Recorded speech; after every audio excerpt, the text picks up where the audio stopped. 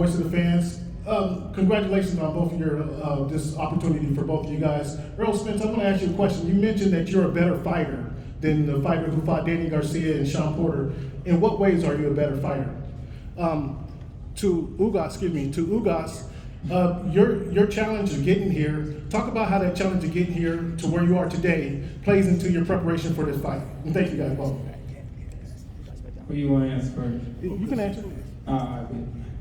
I feel like I'm a better fighter with Danny Garcia fight because, you know, I came off a car accident, you know, and I flew 40 feet in the air, landed on concrete.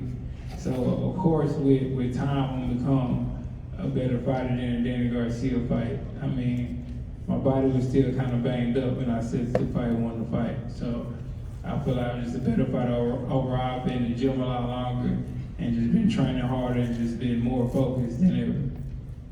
Errol, champ side right here. The mirror declared. Oh, sorry. Sorry. Could you please repeat the question about the challenges so I can ask again? My question was the challenges that he's endured in his lifetime. How does he lean on that, and how will he lean on that come Saturday for the fight? Todos los desafíos, todas las cosas a las que te has tenido que sobreponer, no solo en los últimos años, sino que en tu vida, ¿cómo te motivan de cara a una pelea como la del sábado? ¿O es que ya están en el pasado y no las tenés en cuenta para esta pelea? No, ante todo, como siempre digo, soy un guerrero, un competidor, ganando campeonatos de los 6, de los 7 años, listo para noche como el sábado. He formado mi carácter a través de los años con todas las adversidades y esto es una gran noche más, gracias a Dios. I'm a warrior, I'm a competitor. I've been facing adversity ever since I was 6, 7 years old. I've been fighting since I was a little kid. This is nothing new to me. Saturday night, it's going to be a great night, but no different than any other fight or any other night that I had to overcome throughout my boxing career. My question is for Errol, champ side. The Mayor of Dallas declared Saturday, April 16th, as Errol Spence Jr. Day. Have you envisioned how you will spend those days to come, and are you aware that April 15th, 1947, Jackie Robinson broke the color barrier, so your day will always be the day after Jackie Robinson? No, I ain't know that. Thanks for telling me. But, you know, I haven't thought about it, how I'm going to spend after the fight or anything, or even the week leading up. It's been total focus on April 16th and me winning this fight. I feel like that's the only thing that matters to me.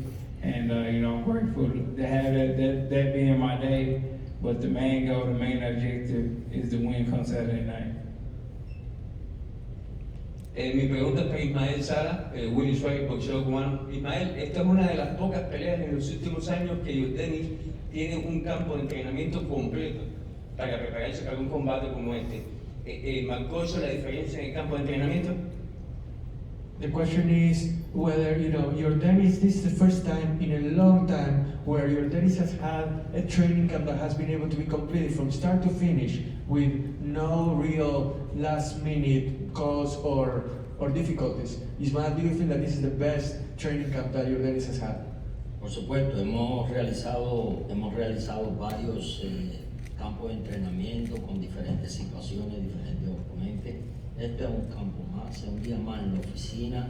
Por supuesto, es una pelea donde vamos por los 3 títulos de la unificación, es la pelea más grande creo que se va a dar ahora en 147 libras. Y bueno, hemos hecho todos los planes necesarios. Absolutely, this camp has been outstanding and we have been able to prepare in the best way for what's going to be a huge fight, the biggest fight in the 147-pound division, unifying 3 belts. But we feel that the preparation that we have had with no real adversity whatsoever has been really, really great. Keith Heidi from BoxingScene.com. My question is for Ugás. Yordenis, can you put into perspective how far you've come since where you were in 2015, out of boxing, coming off back-to-back losses, and now in an enormous event like this? ¿Podrías poner en perspectiva lo que significa para vos el estar aquí ahora, 7 años después de que casi tirás la toalla en el boxeo? ¿Cómo se siente eso comparado a donde estabas hace 7 años? Sí, bien orgulloso cumpliendo mi sueño, que es pelear contra lo mejor de mi deporte y sobre todo dando un ejemplo a los peleadores jóvenes que no importa las cosas que pasen, con trabajo duro, dedicación, todo es posible. Tuve 2 años y medio fuera del deporte y hoy estoy aquí en la cima en una de las peleas más grandes del deporte. I'm so happy. This is a dream come true. And I believe that I'm not only setting an inspiration for everybody here, I'm setting an example for young fighters everywhere to know that with hard work and dedication, you should never give up because dreams do come true and you can get to the top when, even if people tell you that you're not going to get to the top, you can do it if you believe in yourself with enough hard work and dedication.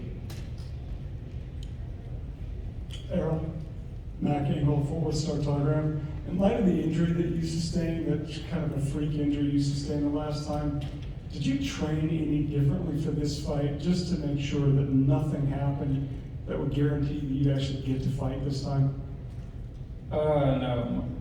Actually, the eye that got injured is a lot stronger in my other eye now because they put 2 straps on it, so it's like super secure. And nothing will happen to him unless he gets shot out or something, but I shouldn't say that. But nah, we didn't do anything different. Errol, César Seda, decisión dividida. Hey, 21 knockouts. The last 3, you haven't been able to knock out them. Do you feel you need a statement knockout moving forward after this? I feel like I don't need a knockout. I feel like fighters they go look for knockouts. That's how they end up looking bad or end up losing the fight. Because I've seen a lot of fighters even after they get a knockdown, and then now they're just looking for the knockout, and then they don't get the knockout and end up either losing the fight or not looking good. So for me, if a knockout come, I'm definitely gonna take it. But if it don't come, I'm good with the victory too. And if I could add a comment there, I don't think you certainly don't need me defending Errol, but I think what's interesting is once you get to that top tier level, where you're having the best fight the best, the differences are very, very small. You don't usually see what happened last week when you've got 2 of the best in the division and it ends in a knockout. When you've got 2 super elite fighters like these, 2 Olympians, 2 skilled fighters, this fight is going to turn on little things. I'm not looking for a knockout, not because neither of them have power, but because these are 2 of the best in the division. And the differences between the 2 of them are very, very small. Like it's the little tiny things that will make a difference in who comes out ahead on Saturday night. Errol, Jeff Cole with Fox Sports in Dallas. I'm curious what these days leading up to a fight typically feel like for you.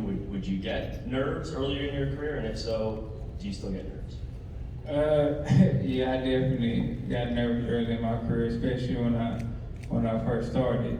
But now this week we just tapering off, leading up to it, not training as hard, but still maintaining our peak level and staying focused, going over game plan with my coach, and making sure that I'm on point 100%.